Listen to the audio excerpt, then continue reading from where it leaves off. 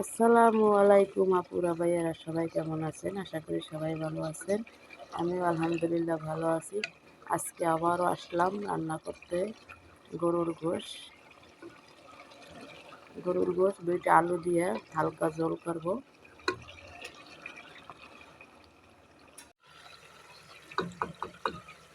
আর এখানে আছে ডাল, পানি দিয়ে রান্না করব, সেদ্ধ দিছি।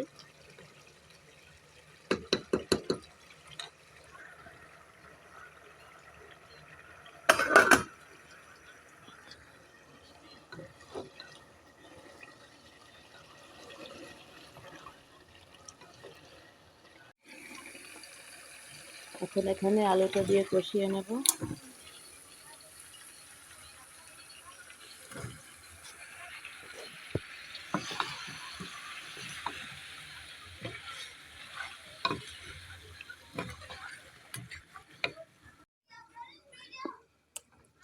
তো আমার কষানোটা শেষ। এখন আমি ঝোলের জন্য পানি দিয়ে দেব। আর একটা কথা বললেই নয়, আমি সেদিনকার গরুর মাংসের একটা ভিডিও করেছি রান্নার। তো এক আপু আমাকে কমেন্ট করছে যে আপু, মানে দেশ মাইরে কথাটা বলছে যে আপু আলু কম হয়ে গেছে। তাই তার জন্য আমি বলবো যে আপু, এটা মনে করছেন বাংলাদেশ, এটা বাংলাদেশ না, এটা বিদেশ। আর বিশেষ করে 1 কেজি আলুর মধ্যে 2টা আলু দেওয়াই যায়, এটা কোনো প্রবলেম না। আর যেহেতু আমরা 4-5 জনে খাই, বুঝছেন, তা এটা কথাটা ভেবে চিনতে বলবেন, ঠিক আছে? কারণ এটা বাংলাদেশ না। আর আমি যে ভিডিও বানাই স্পেশালভাবে কিছু বানাই না, আমরা যেটা খাই ওইটাই বানাই, বুঝতে পারছেন? তো এরকমের কমেন্ট না করলেই পারেন, ঠিক আছে? এই যে, আর বিশেষ করে আমি মাংসের টুকরো করি ছোট, কারণ আমি বড় টুকরো করতে পছন্দ করি না। এই যে দেখেন, ছোট ছোট টুকরো। তো এখানে যদি 2টা আলু আমি বড় সাইজে করে কেটে দিই, তাহলে তো দেখাই যাবে, তাই না? তো এভাবে কমেন্ট না করাই ভালো। এটা হলে যার যার সামর্থ্য অনুযায়ী কাজ করে বা সামর্থ্য অনুযায়ী ভিডিও করে, বুঝছেন? বুঝতে পারছেন? এভাবে কমেন্ট না করলেই পারেন। এখানে 1 কেজি আলু, 1 কেজি গোশ, 2টা আলু দিছি।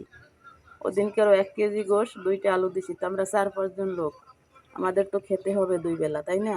আর আমি আপনার মতন ওরকমের বড় লোক না, অত স্টাইলের না, বুঝছেন? আপনাদের কি খাইয়ে দিয়ে কোনো কাজ নাই? যাইসেই একটা কমেন্ট করে দেন, হোক বা না হোক। কে কমেন্ট এমন কমেন্ট করবেন না যাতে মন খারাপ হয় কারো, বুঝছেন? পারলে ভালো কমেন্ট করবেন। এই যে জলটা দিয়ে দিলাম, এখন আমি ঢাকনাটা দিয়ে দেব।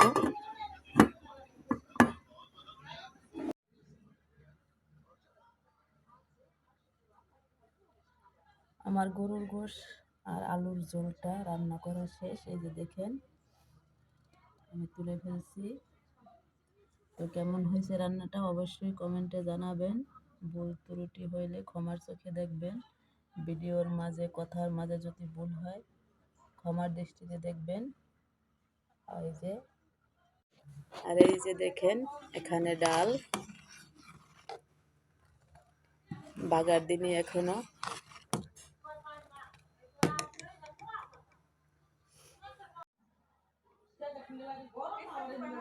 তো আপুরা ভাইয়ারা সবাই ভালো থাকেন, যে যেখানে আছেন সুস্থ থাকেন। সবার জন্য দোয়া রইল। আমার জন্য সবাই দোয়া করবেন। ভিডিওটা আর বড় করব না। আল্লাহ হাফেজ।